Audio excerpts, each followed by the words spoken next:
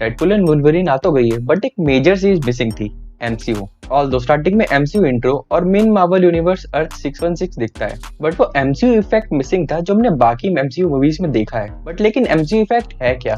तो अगर एमसीयू यानी मार्वल सिनेमैटिक यूनिवर्स की बात करें तो एमसीयू काफी स्टोरी सेंट्रिक है। मतलब यूनिवर्स की एक मेन स्टोरी चल रही है और बाकी मूवी साइड स्टोरी की तरह है, जो मेन स्टोरी में कुछ ना कुछ कंट्रीब्यूट करते हैं। फॉर एग्जांपल इटर्नल्स, वैसे तो वो सेलेस्टियल्स और बाकी की ग्रैंड लेवल पे होने वाली चीजों के बारे में थी, बट उन्होंने बाकी की स्टोरी लाइन को भी कंसिडर किया, जैसे कि ब्लिप का इवेंट, जो कि एक one of the main plot था इटर्नल्स का, कि कैसे ब्लिप से जनरेट हुई एनर्जी एक सेलेस्टियल सीड को एक्टिवेट कर रही है। एंड उसके कंटिन्यूशन में अब एमसीयू की next movie captain America brave new world होगी, कि जो सेलेस्टियल बॉडी बाहर निकली है उसको लेके जियोपॉलिटिक्स होगी अलग अलग कंट्रीज के साथ। तो ये चीज देखने में अच्छी लगती है जब सिनेमैटिक यूनिवर्स में इस तरह के कनेक्शन हो। और यही मेन चीज डेडपूल से मिसिंग थी, जहां एमसीयू की किसी भी चीज का कुछ फर्क नहीं पड़ा और ना ही किसी रूल को फॉलो किया गया, और बल्कि उस चीज को और एक्सप्लॉइट किया गया। जैसे कि जो चीज स्टार्टिंग में होती है एंकर बिंग वाली बात, कि कुछ थाउजेंड्स ऑफ इयर्स में डेडपूल का यूनिवर्स खत्म हो जाएगा। पर यहीं पर एक सबसे बड़ी मिस्टेक थी, लोगन जो था वो इस यूनिवर्स का कभी था ही नहीं, और ये बात डायरेक्टर ने ही बोला था, और मूवीज में इस चीज के काफी हिंट्स थे, क्योंकि 15 साल से वहाँ कोई म्यूटेंट ही पैदा नहीं हुआ था। तो लोगन का डेडपूल के यूनिवर्स में होना कोई सेंस नहीं बना रहा था। और दूसरा, जब मूवी के एंड में डेडपूल टीवीए से बोलता है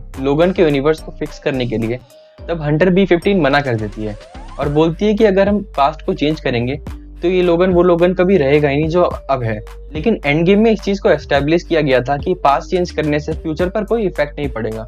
तो चीजें थोड़ी यहाँ पर मैस्ड अप और अनएक्सप्लेन्ड थी। लेकिन अब क्वेश्चन ये आता है, व्हाई नॉट एमसीयू फाइट? ये मूवी एमसीयू से अलग क्यों थी? Because it's a Deadpool movie. Also ये एक ट्रिब्यूट भी था फॉक्स मार्वल यूनिवर्स को, जो उनके इतने साल की लेगेसी खत्म हो रही है एमसीयू और फॉक्स के मर्जर के बाद। तो ये उन सब कैरेक्टर्स को ट्रिब्यूट देने के लिए था कि इन कैरेक्टर्स की जर्नी यहाँ पर अब खत्म हो चुकी है। तो इसके लिए एक स्पेशल क्रेडिट्स रोल भी था एंड में, behind the scenes her movie का, जैसे X Men, fantastic four, Daredevil and blade जैसी मूवीज का।